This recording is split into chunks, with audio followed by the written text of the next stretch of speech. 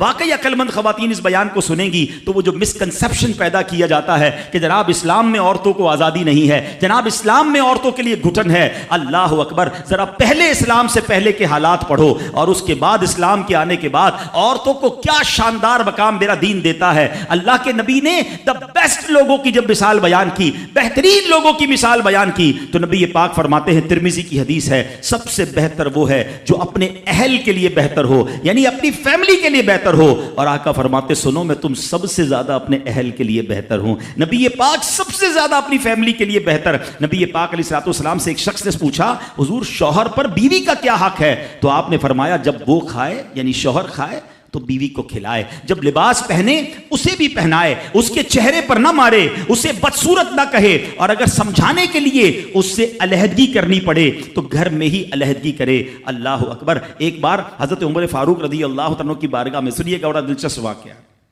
سیدنا عمر فاروق کا کتنا بڑا نام ہے، آپ کے جلال کی، آپ کی عدالت کی مثالیں دی جاتی ہیں، بڑے بڑے لوگ آپ کے سامنے تھر تھر کانپتے تھے۔ آپ کا گھر میں انداز کیا تھا کہ ایک شخص آیا کہ میں حضرت عمر کے پاس جاؤں اور بتاؤں میری بیوی جو ہے مجھ سے اس طرح بات کرتی ہے، اور میرا وہ انداز نہیں ہوتا جو شوہر کے سامنے ہونا چاہیے، ہوتا ہے گھروں میں ہو جاتا ہے۔ تو حضرت عمر کے دروازے پر پہنچا نا، تو اندر سے اسے سیدنا عمر فاروق رضی اللہ تعالیٰ عنہ کی زوجہ ام کلثوم رضی اللہ تعالیٰ عنہ کی ناراضگی کی عالم میں گفتگو کرتے ہوئے سنا۔ وہ حضرت عمر سے بات کر رہی تھی، تو وہ شوہر سوچنے لگا کہ میں تو اپنی بیوی کی شکایت لے کر آیا تھا، حضرت کے تو گھر کا بھی معاملہ ہی ایسا ہی ہے۔ تو وہ کہتے میں واپس ہونے لگا، حضرت عمر نے بلا لیا، کہا کیوں آئے تھے؟ تو کہا کہ میں تو حضرت اپنی بیوی کی شکایت کرنے آیا تھا، مگر میں آپ کے دروازے پر آیا، آپ کا بھی معاملہ ہی ایسا ہی ہے، تو میں سمجھ گیا ہم دونوں ایک ہی معاملے میں ہی ہیں۔ اب حضرت عمر نے جو ان کی تربیت فرمائی نا، آپ نے فرمایا میری بیوی کے مجھ پر چند رائٹس ہیں، چند حقوق ہیں، مجھے اس سے چند فائدے حاصل ہوتے ہیں جس کی بنا پر میں اس سے درگزر کرتا ہوں۔ پہلا یہ کہ یہ میرے لیے جہنم کی آڑ ہے، میرا دل اس کی وجہ سے حرام کاموں سے بچا رہتا ہے۔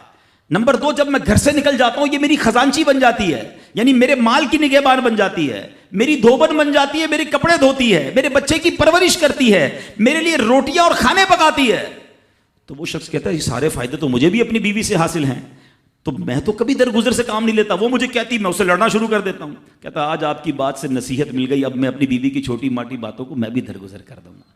کتنی پیاری بات بتائی، ہم وہ ساری باتیں بھول جاتے ہیں، ایک غلطی پر پکڑ لیتے ہیں، ایک غلطی پر ڈانٹتے ہیں، ہر غلطی پر جناب ایسا نہیں ہوتا، ہر غلطی کی سزا سزائے موت نہیں ہوتی ہے، ہم غلطیاں نہیں کرتے۔ اگر جس طرح ہم اپنی بیوی کو اور غلطی پر ڈانٹتے وہ ڈانٹنا شروع کر دے پھر کیا حال ہوگا؟